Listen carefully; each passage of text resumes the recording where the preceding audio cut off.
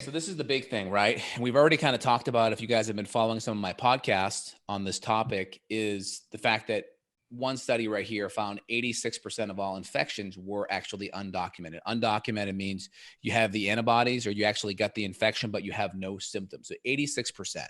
That's one out of 7.14 people are actually showing symptoms. And it could be even higher. It could be 10 to 20 symptoms, 10 to 20 people have no symptoms for every one that does have symptoms. Okay. So for every 7 to 8 on the low end are going to get the infection and have no symptoms per one, or up to 10 to 20 are going to get the infection, make antibodies, and have no symptoms. That's really, really important because that creates herd immunity. All right. When you get 95% of the population with an infection, after 2 to 3 weeks, they're no longer spreading it. They're going to have an immune response. So here's 86% of all infections are undocumented.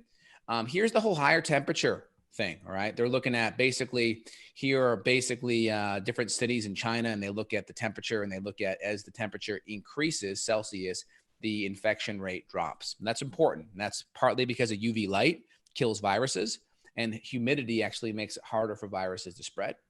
I want you to keep that in the back of your head, guys. And there was one more study here. This is potential false asymptomatic rate, and they're looking at nearly half of even more of the asymptomatic infected individuals reported the active nucleic acid screening might be a false positive. That's important. This kind of supports the whole false positive thing. If you have a test that's half correct, you're going to get more people stacked on. And the other component I want to highlight is, this is an article out of the LA Times, large-scale COVID-19 antibody testing study launched in California. So they're doing a COVID-19 antibody study already because there's only 300 deaths. There's about a 10 to 15x difference between California and New York. That's crazy. When we go look at the United States, we break it down. Let's go look at their stats. And when you compare California, number one, who has a higher homeless population, because of the weather. So you're going to have more transmission because, you know, the homeless are going to be malnourished. They're going to live in tight, close quarters. There's going to be less sanitation, plumbing, all that stuff, right? Look at California. They have 681 total deaths. Let's look at New York. They have 9,385. Okay, we do the math on that.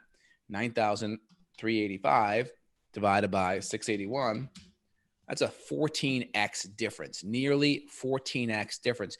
And they're supposing the reason why that happened, because there's only about a 2-day difference between social distancing in New York and California.